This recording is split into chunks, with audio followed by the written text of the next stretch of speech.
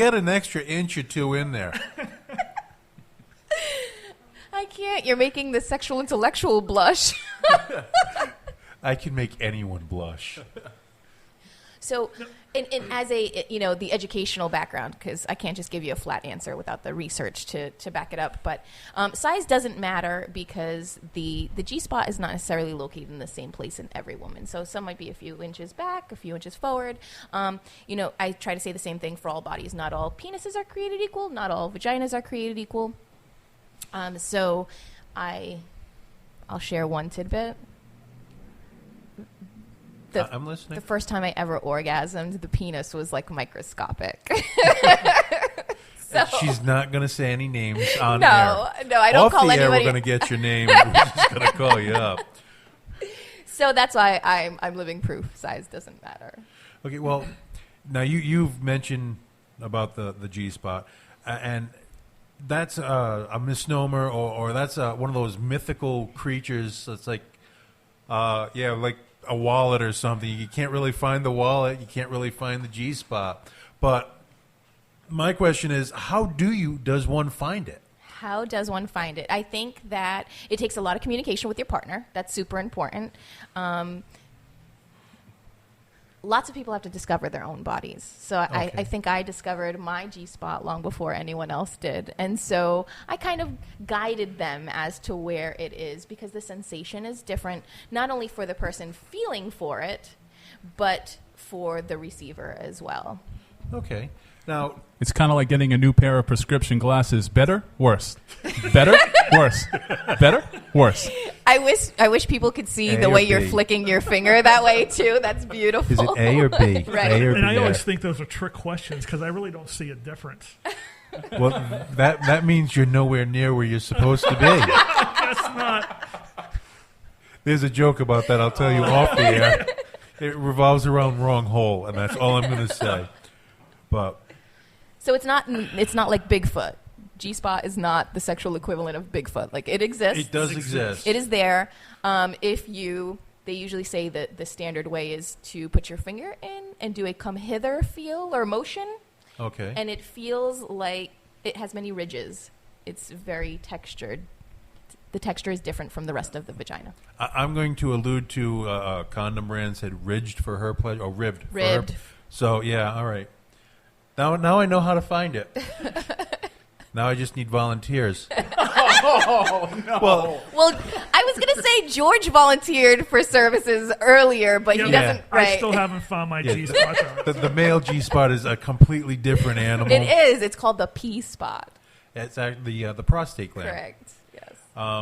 That's a subject, George. If you want to broach that subject, go right ahead. I'm good. I do not want to know where to find it. I kind of have an idea where it is, and yet no, we're avoiding that topic. In fact, we're going to avoid it so much we're going to take a break. By the way, if you want to get on the air and have fun like we're doing tonight, send us an email at MyNightOutRadio@Verizon.net. If you want to check out on some local events, when Alicia's fundraiser is going to come up, we're going to, as soon as we get the information, we'll post it up. Go to MyNightOutRI.com. Also check us out on Facebook. We're going to leave here. We're going to take a break right now, going to Bending Over Backwards. The name of the song is Picture. We'll be back in a minute.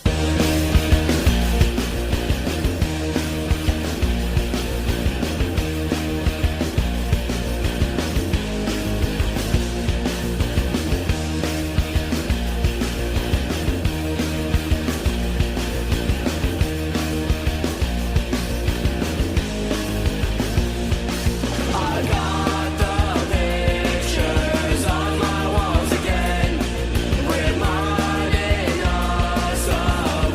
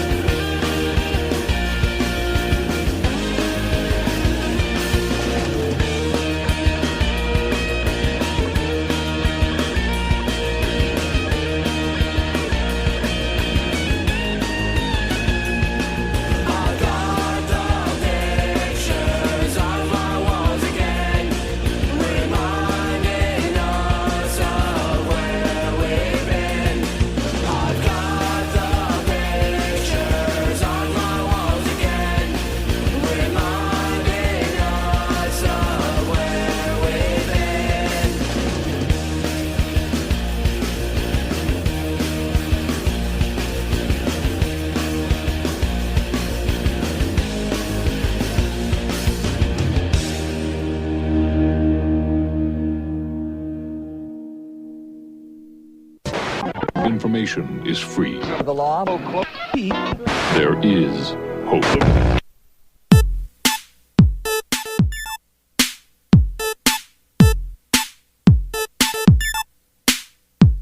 It's not so costly, and we want you all to know 21st century extroversion isn't enough to sell your soul. We can't deny it. No one wants you to behave. 21st century mass perversion was voted up online today. So tonight we come 'cause girls love digital. Girls love digital. Girls love digital. Girls love digital.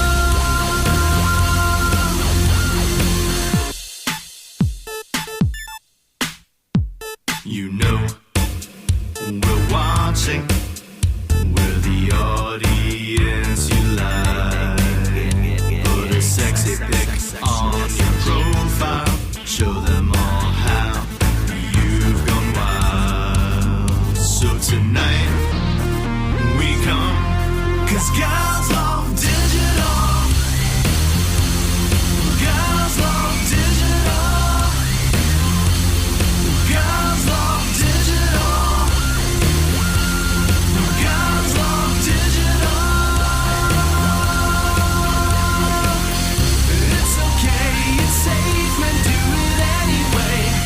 All day, get his name and let those haters hate.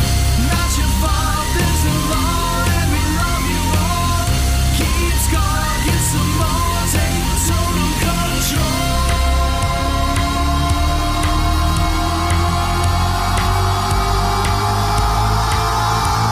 They say that it's not right for you to act this way online.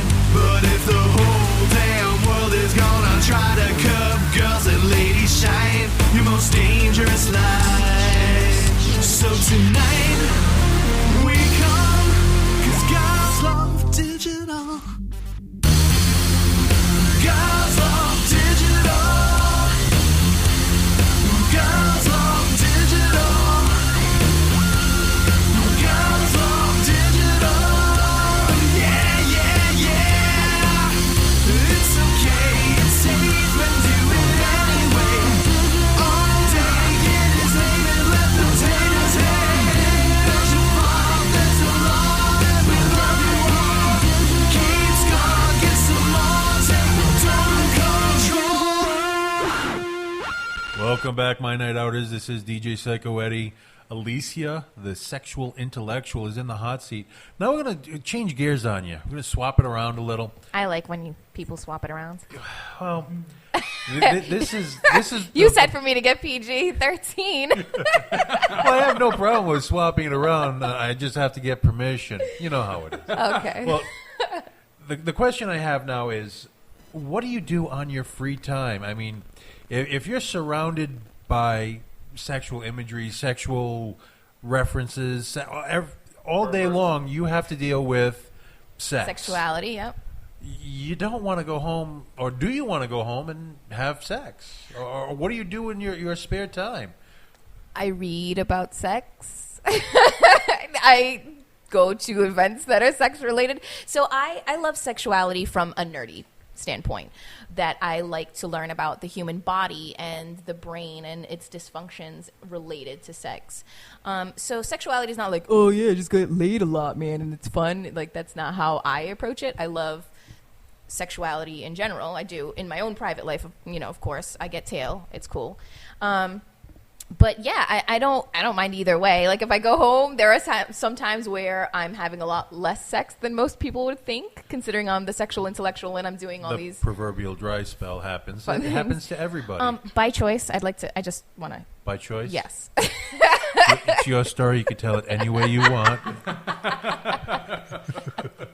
Ouch. So yeah, my whole entire universe revolves around sexuality, sex education in general, and I'm okay with that. I got to relay this story. Now, the first time I ever met you was at the Midday Social. Davey Moore puts on the Midday Social twice, 4 times a year. And I never heard of the Sexual Intellect. I've never heard your show at that point. And I was of really a course, noob to the scene at that point. I Don't was feel really, bad. That was really- my first midday as well. Okay. So I walked in, and here's a person, rather attractive. I'm saying, I'm just playing back everything now. But you were dressed in a leather dress Corset. Corset. Black corset. with a skirt, which was, I don't believe. think I had a skirt. I think it was jeans and knee-high boots, thigh-high, my thigh-high leather boots. Okay, there was a lot of leather involved. Which was I'm not rather gonna say- embarrassing because we both showed up wearing the same outfit. I was going to say, I looked over. Maybe that's your good- Tony, is that you? No, she's way too short. I got to say, she did fill out the corset much better than Tony did. And we had probably a 45, 50-minute conversation about, I don't want to say sex, because my wife's like 5 feet away, but yeah, it was Sexuality. sexuality. Yep. And with my background being at strip clubs, I've usually have seen the more deviant side. But in a nutshell, it's kind of two sides of the same coin. I mean, I'm seeing firsthand what most other people are just talking about. I think that it's important to understand just as a whole that sex isn't, so many times when you talk about the word sex, people instantly assume that it's like, insertive sex or penis and vagina sex. And it's really not. It's like it's this whole entire spider web. And I think that's what fascinates me about the field is that A, it's ever evolving, but B, it has all these different facets. So it's important to know that it's not just heterosexual sex. It's different gender identities, gender orientation, it's race, it's class, it's ability. And there are all these different facets that most of us don't take into account until you actually get into the field and you're curious to know more and you ask questions and you are concerned with inclusivity. We just go about our daily lives and do what we're accustomed to. So had I never gotten into the field, I wouldn't know any of this stuff either. But Well, you were talking about ability, which brought up a conversation from earlier. If Tony will probably start laughing like a schoolgirl right now. We were talking about different positions, one of them being the reverse cowgirl. Everyone started laughing.